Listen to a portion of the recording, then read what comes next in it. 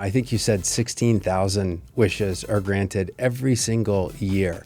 Out of all of them, which is the one that you're most proud of? Oh my gosh.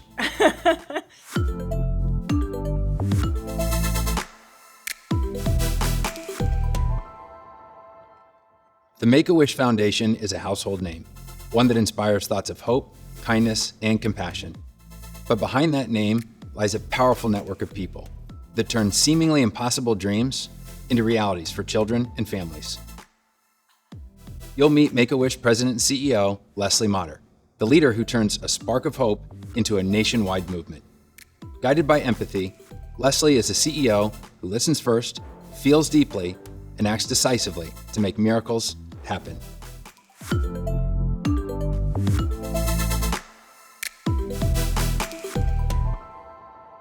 Leslie, thank you for being here today. Thank you for having me.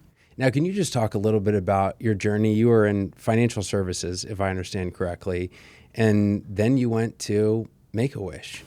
What drew you in that direction, or what were you thinking at that time? Yeah, absolutely. I did spend most of my professional career in financial services with amazing organizations that I really enjoyed being a part of.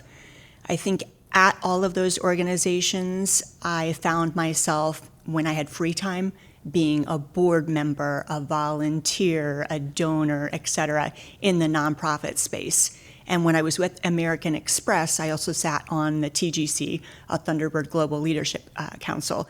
And as part of that, I got to see some amazing content and professors and saw the strength of that program. And I saw this opportunity as I sat on boards that there was not the same level of investment and development in leadership in nonprofits for obvious reasons. Every dollar is either going to your mission or going internally to operations. We brought executives from various nonprofits around the world in and put them through a one-week mini MBA, marketing and finance and technology and everything that you would expect, to rave reviews. And as part of that process, I met the previous CEO of Make-A-Wish, and we kept in touch, and he kept trying to recruit me for different opportunities, and it was never the right time. And finally I thought, why not? If I can make a difference from the inside, why not do that?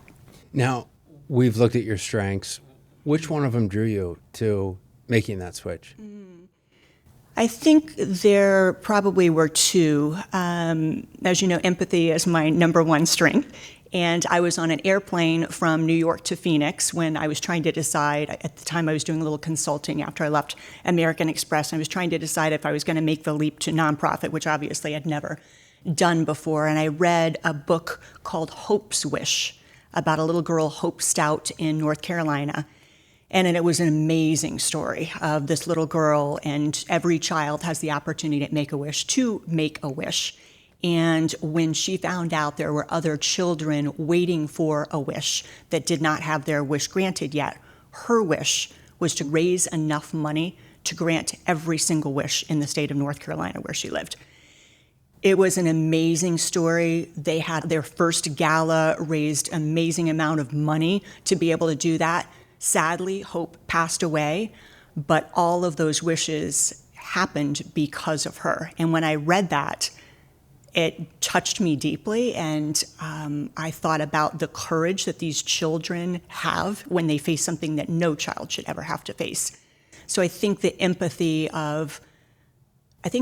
is really what initially drew me to Make-A-Wish. And I think the connectedness is what has kept me there, because I really do feel like I'm exactly where I'm supposed to be, that all of my experiences have led me to this. I'm very comfortable talking to any corporate partner. I can put myself in their shoes, think about what perspective they're coming from, what might make a good partnership for them, et cetera.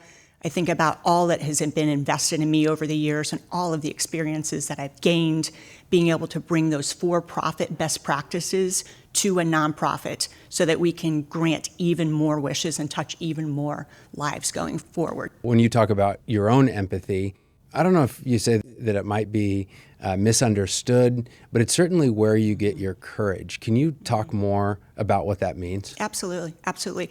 I have to tell you, I thought that the Strength Finders was wrong when it had empathy as my number one. Anybody that is close to me, my family and friends, would not describe me as touchy-feely whatsoever. I'm very rational and logical and objective and impatient, frankly, and like to move quickly and like to do things. I see all the possibilities, and I do see empathy now. And for me, it does not show up as touchy-feely because I can make very difficult decisions, and I am, maybe it's the responsibility, I am very committed to trying to do the right thing always. Don't always get it right, but I am. But it doesn't show up as touchy-feely. It shows up in a care for other people. It just is not what I thought about when I thought about empathy. You know, we've studied the needs that people have, and one of them that they want in leaders is compassion. Mm-hmm. We've even seen that when we're quantifying the emotional economy within organizations. This is Q5 on our Q12, which is, you know, does someone care about me at work? We really try to create a culture where that is, in fact, our way of working at Make-A-Wish. So we do that a number of different ways. We do annual employee engagement survey, Gallup employee engagement survey. We do pulse surveys along the way. We check in from a customer perspective. We have employees in every geography in order to be able to support those wish families, et cetera. We have celebrities that grant our wishes. We have corporate sponsors that come alongside us and help make the funding possible, et cetera. So we do have a lot of different constituencies. I think, you know, appreciation is a big part of that. Again, painting the picture of where you're going from a strategy perspective, being able to really link and label their role in the amazing mission of Make-A-Wish, and frankly, of our vision. So our vision is to reach every eligible child. We are not there yet. We still have 2 children waiting for every wish that we are able to grant. So we have a very, very lofty goal. And when you're able to paint that picture, it's pretty easy to get people rallied alongside you in order to accomplish that. Speaking of the families, you know, I think you said 16,000 wishes are granted every single year. Mm-hmm. Out of all of them, which is the one that you're most proud of? Oh my gosh. Yeah, we've granted more than 615,000 wishes, actually. This is going to be our 45th year that we're celebrating 45 years of Make-A-Wish. You know, I'll speak to Adelaide. I met Adelaide a year and a half ago, and her wish was to meet Dwayne Johnson, which many kids wish to meet The Rock. For many different reasons. And I think that's the other thing that's so special is when you really hear the why behind each child and why they picked to meet a certain celebrity, to go a certain place, et cetera, it touches your heart in such a meaningful way. What was her why? She loved that he is all about family, and she's all about family. And she loves what he represents and how he speaks about his family. And she speaks exactly the same way about her family.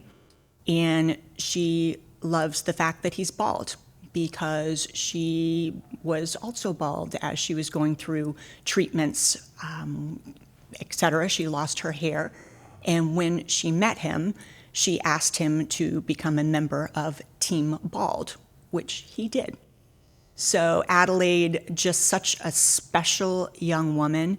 And again, the way she talked about her family, her positivity, her smile, absolutely contagious. She wasn't concentrating on the fact that she had lost her hair or that she didn't have stamina or she needed to rest or any of the things that she was facing that really she shouldn't have to be facing as a beautiful young woman. Instead, she was talking about her mom and how her mom had helped her through the years and through all of the procedures and so forth. She's talking about her family. She's talking about Dwayne Johnson and what an inspiration he is, et cetera. So it just really touched my heart in such a deep way. And I will tell you that DJ and I had the opportunity to have some time together at that wish and other group wishes that he's done over the years. And when I thanked him on behalf of Make-A-Wish, on behalf of all of these children, et cetera, I will tell you that he said the honor is all his. The honor is all his, that these kids can have anything, they can go anywhere, they can do anything, and that they choose to meet him, he'll always say yes. Amazing, amazing. It's again 6 degrees of celebration, which is something I love to talk about at Make-A-Wish. If anybody hears about Make-A-Wish, there's a story. There's a cousin, there's a child, there's a college roommate, there's a neighbor, etc. And it's always a joyous story about celebration and what the hope, strength, and joy has meant to that community. I mean, the network must be remarkable, but how is it that you go about reaching out to say, we have a wish that needs fulfilled and you're the one that they would like to bring on board? We have been so blessed with all of the individuals that have donated, have given their time, their talent, their treasure, etc. And it's really remarkable when I think a celebrity experiences the child and experiences the joy that they bring that child and the fact that they're able to make a difference. It's rare that somebody says no to that, and they want to be involved and want to figure out how they can be more involved. We have several celebrities. Next month, April, is our World Wish Month. We celebrate every single year the founding of the organization, and as part of that, we have so many celebrities that will go on Insta or go wherever on social media and encourage others to become wish makers too. So they're wish makers, they make wishes come true. There's so many ways for others to become wish makers, whether it's volunteering or donating or whatever that might be. But once they're touched, they encourage others to become wish makers too. So we've been incredibly fortunate. When you're trying to bring hope for families, when you're doing it with constituents like your colleagues, your employees, is there a way that you do it differently, or how is it that you exhibit hope? I think part of it really relies on the strategic strength that we talked about previously, and it is painting that picture. As I mentioned, every eligible child, that we're not reaching every eligible child out there. We know the power of a wish, what it means not just to the individual child, to their siblings, to their parents, to their caregivers. I hear it from doctors and nurses all the time, the joy that they have and be able to tell a family you're eligible for a wish, etc. So being able to paint that picture of here's where we need to go. We have not yet reached our goal. We want to get to every eligible child. That, I think, really helps to inspire hope of, okay, how are we going to get there? What does that look like? So I think the strategy of painting where we need to go and then the steps to get there. What do we need to do? Which areas do we need to focus? Where do we need to lean in? Where do we need help, et cetera? I think that helps inspire hope. You know, you mentioned one of the wishes is something to do with the U.S. president. We're here in Washington. What is it that kids are asking for? Is it just to meet the president? Is they want to sit in the Oval? What's the wish? Every wish is different. It's been different. We've had kids wish to sit in the Oval Office, but many of them want to meet the president, and they have various reasons. And again, everyone is completely unique, which is another just beautiful thing about this experience, is that each wish is customized. What is really meaningful to that child?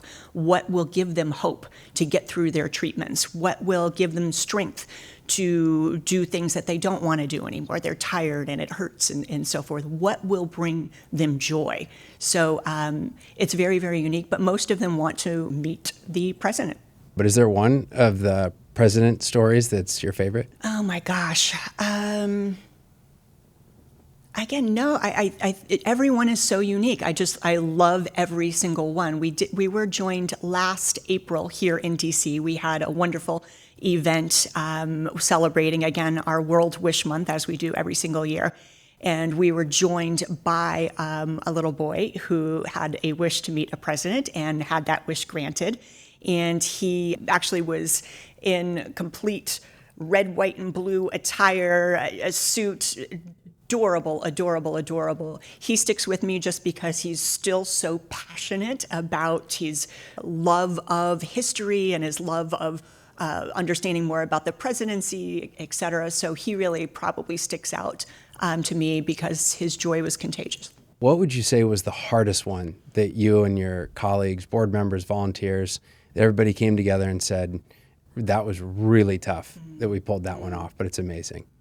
There are a number of miracle stories of pulling off wishes that wasn't sure how the heck we were going to be able to do that. I think two that come to mind are a little boy from Georgia that wanted to go on a red rocket ship into space. That was a really, really fun one. We pulled in VR experts to help us create this experience for him. He was just an amazing little boy, and I loved that wish. The creativity of the team to make it happen, and the smile on his face talking about it after the fact was amazing. I think one that I continue to be really impressed with, not only our ability to pull it off, but the why behind it from the child, was a child that wished to meet the Pope. That was by no means an easy feat, obviously. So luckily, we have an amazing network, so we do grant every child who is eligible for a wish receives a wish for us. And we have this incredible federated network where we have 57 chapters across the U.S., and we have affiliates internationally as well. So if one chapter doesn't have the financial resources to make it happen, other chapters can help donate, can help give money to make that wish come true. We also have incredible resources at the national office. So we have relationships, as I mentioned, we have relationships with every celebrity, every corporation, incredible partners that will help us when we call and we don't have another place to turn. They help to make those wishes happen, which is pretty remarkable. I think the network is so strong and caring and wants to be, again, part of something bigger than themselves. You are also known as a prolific fundraiser. I mean, I think something that you did even 15 years ago very successfully for a nonprofit that you were involved in, and you raised a lot of money for them. That's a key aspect of anyone who wants to be in the world of nonprofits, of foundations. Any aspiring executive has to have that in mind. What strengths do you draw upon in order to fundraise? I think one would be empathy, which doesn't sound maybe intuitive, but knowing the motivation behind someone else, why they would want to be involved with the organization, what would feel good to them to give, the why behind what they would want to do, how they would want to be involved, because it's very different. It's not always financial resources. We've got so many other ways to be involved. So actually, I think empathy is a part of it, being able to resonate, communication skills, obviously. You need to be able to articulate the strategy, again, painting the why we need you to be involved, why it's so important, and really what we're all about as an organization, the mission of the organization. So probably those strengths more than any others, I would say. And what about keeping them involved? Sometimes we even see this at a macro level. So we look at generosity. Globally, we've seen that there's been a slight decline.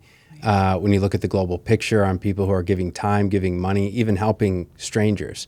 How do you make sure there isn't, donor fatigue? How do you keep those relationships? What strength do you draw upon?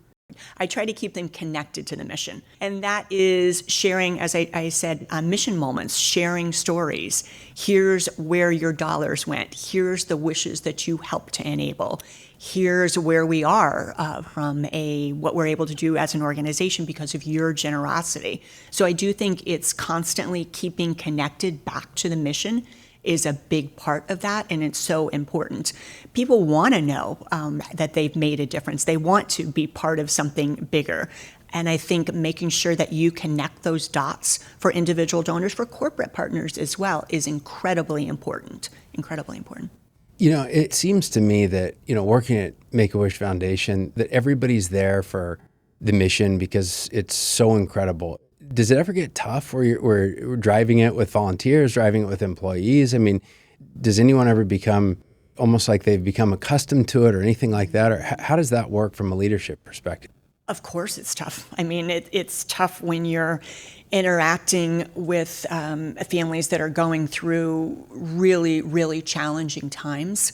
And again, facing something that no child should ever have to face. it's tough to keep your own emotions in check, frankly, because you're there to be a source of joy. You're there to be uplifting. You're there because something happy and wonderful is happening, and you're a community alongside that child, alongside the parent, alongside the siblings. You're there to provide joy. But it can be incredibly difficult when you hear the stories and you see the children and what they're going through, and it just seems incredibly unfair.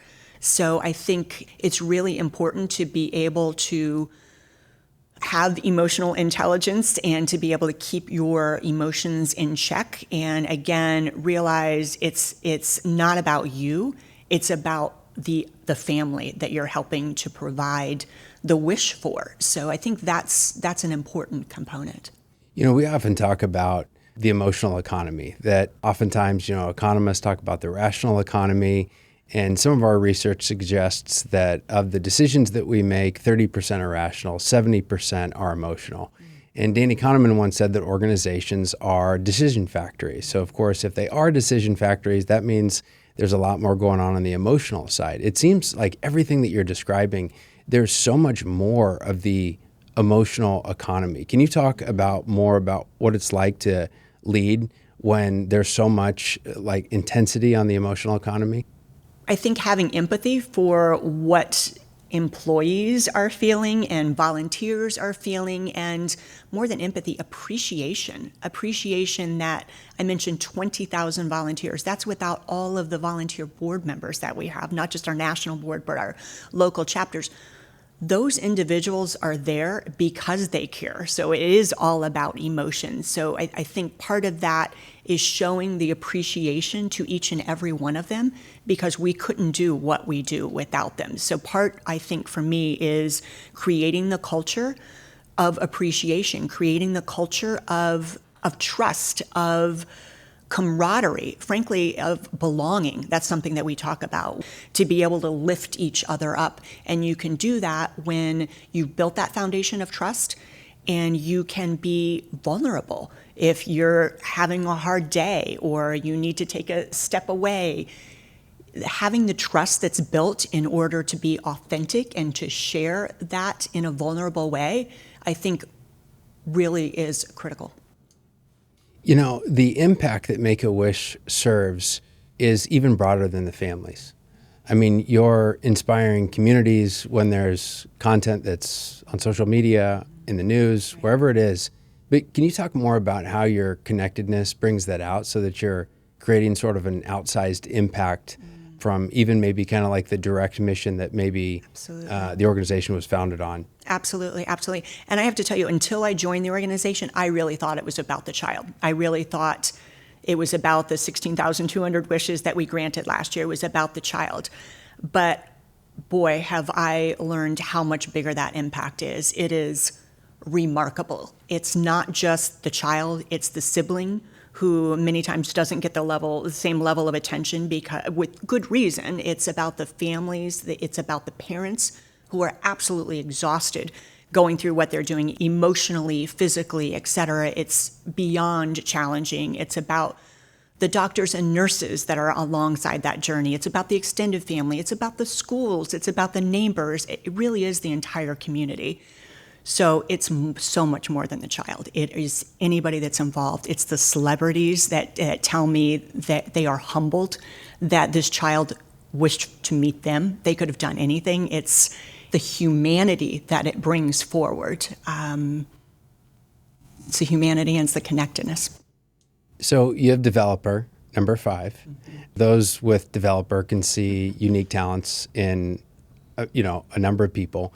But is there a way that you've figured out how to scale development so that, all volunteers, that people throughout the organization, that they're getting unique developmental opportunities? I mean, I think this is one of the things that executives everywhere are saying, how do I not only make sure that we're getting the best out of everybody here, that they have the opportunity to do what they do best, but that they're also growing with their unique strengths. Right. Have you figured out any unique ways to scale that? I don't know that I have the answer in a nutshell. I think we've tried a number of things, and I can talk about that. But actually, before, I didn't think developer belonged in my top 5, number 5, and I thought that's not right. It shouldn't be in there. When I read the description of developer, and it talks about patience, I am not a patient individual. Maybe it's the activator or the achiever or the arranger components in there, but anybody that knows me would not describe me as patient at all. I wish I was. I am not. I've never been that way in my life, and probably not going to ever going to be that way in my life. So I thought, well, that's not me. I'm not patient, and I'm not particularly exceptional at giving praise and recognition on a really regular basis. It's something I have to think about, have to remind myself when I jump into a meeting, don't just jump into the business topic, but let's take a minute and see how everybody's doing and check in and so forth. So when I read the developer description, I thought, Gallup got this wrong. That's not me at all. I'm more a ranger, an activator, an achiever. But then as I really reflected and thought about the feedback that I've received over the years, one of the things that I do absolutely the best is select talent. Hands down. And I think back to, I did another interview where I talked about, I think one of the reasons that I am effective as a CEO is my HR background. So really caring about culture, caring about employees, making sure there's clarity around goals, that people are incented the correct way, that we're focused on developing and learning, et cetera. I'm not traditional in necessarily the people that I select for different roles. I can see the potential and I can see the applicable skill set and what it could be. And so I'll take a chance on somebody in a position. So one of the things that I've had a lot of feedback on is selecting the right people. And it's been amazing to see so many people that when I left an organization, the successor was right there on my team to be able to succeed me, or teams that function so highly when I move to a different department, or that are able to step in for me when needed, et cetera. When I thought about it from a different lens, I do see how the developer is one of my strengths. It just shows up a little bit differently than I think the patient and some of the other things that I read on the card. So that's a little bit more than you asked about developer in particular, but I find actually situational leadership is something that I employ because depending on the situation, on the project, on the assignment, people are at different levels of readiness. And so you need to, in order to develop somebody, give them things that they haven't done before, let them stretch, let them try something new. So in that case, I need to be a lot more hands-on. And if it's something that somebody knows how to do and they run, I don't need to be in. I absolutely trust the team, and I absolutely know they're going to do a stellar job. And they'll call me if they need. They'll reach out. They'll know I'm there for any roadblocks or anything that they need. But I think part of it is recognizing where the leaders are, given a specific project or assignment, et cetera, and being able to flex with them. I think that's what courageous leadership is. It's doing the right things, even if they're hard. I think another example of that is giving feedback. It's not always comfortable to tell somebody something that is not positive. However, that's courageous leadership. If you didn't care, you wouldn't put yourself out there. You wouldn't be vulnerable enough to say, hey, I saw this. Here's an example of maybe you could have approached this differently, and here's the impact that I saw on the other individual you were interacting with, or on the team, or whatever the situation is. I think that's courageous leadership, when any individual puts themselves out there. And frankly, it's more courageous if you're not the leader, if you're a peer, and you're doing that because you're very, very vulnerable. You're doing it with the intent of helping the other person. There's no advantage to you personally other than caring about the other person and hoping that they take it in the spirit in which it is intended. So when you first became CEO, you made some moves internally. Can you talk more about how you leaned into maybe your strategic or your arranger in order to make those changes, and how did those work out? Sure. Pretty much any job I move into, I make changes. I think that's part of the activator in me as well, as the achiever and as the arranger. But I love seeing how all the pieces can come together. I love seeing the possibilities. The strategic comes in really handy from a business perspective. I think it's probably really irritating from a personal perspective because I always see the possibilities. So, my poor kids and family and so forth. Well, what about this? And what if we did that? And you thought about this? And we could do that. And it's probably beyond irritating, but I can always see what it could be and where we could go. And I'm super energized by that. One of the more common themes is relator, which you have. What does it mean for a CEO to have relator? How do you lean into that strength, or what does it mean to you? It is a critical part of who I am and how I function personally and professionally.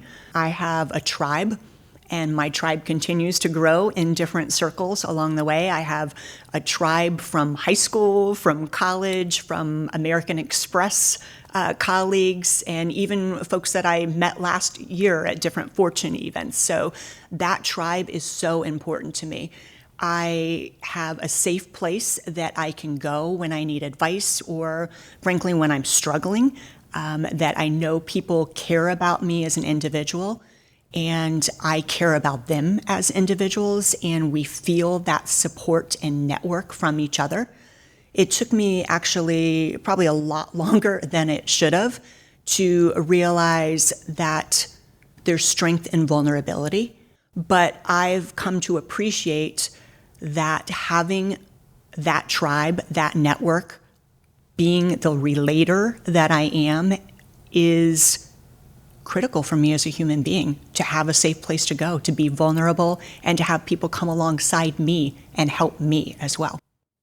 For those tribes of people, what are the issues that you turn to them for, in addition to the vulnerability? But what is it you're asking them about, or what are you asking them to think about? Absolutely. I mean, it varies widely. It can be how we're leading through something that's going on in the environment, the external environment. It can be a challenge that I'm having as a parent.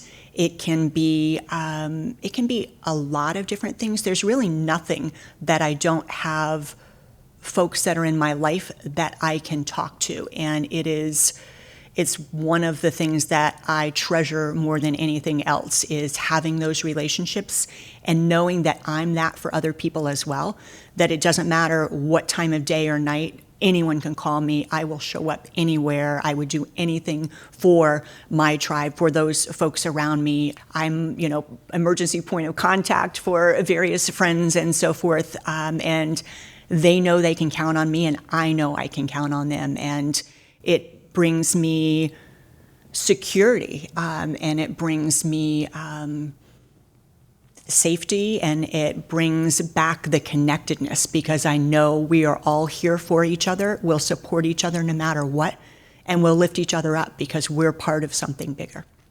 You are very intense because you have activator, you have achiever, talk about going go, go, go. You also have a draw to people, relator, developer, empathy.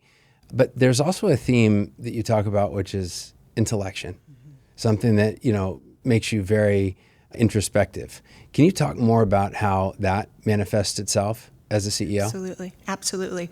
So I'm on all the time in this role. I'm in front of boards. I'm in stages of thousands of individuals. I'm with corporate partners. I'm with employees, and so forth. So I am constantly going and on. I have back-to-back meetings every single day, et cetera. And I find that there have been numerous times where I needed to make a decision and something just didn't feel right. And inevitably, I would say, let's wait and make this decision tomorrow. And I would then, at the end of the day, go and take a walk, take a run, take a hike, be by myself. And it all came into clarity, exactly what we should do and which direction we should go, et cetera. So for me, it is really important that I get that time. It's so important to know and understand your strengths. I think that's one of the power of Gallup Strength Finders, is being able to lean into those strengths and to be authentic to what you bring to the table. And frankly, to be able to surround yourself with people that have different strengths and to be able to appreciate those strengths. I think that is one of the components of knowing yourself and being authentic and creating a great organization is really being able to tap people that approach things differently than you do and to be able to lean on their strengths as needed.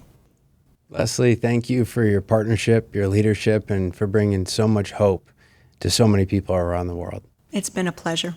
Thank you, John.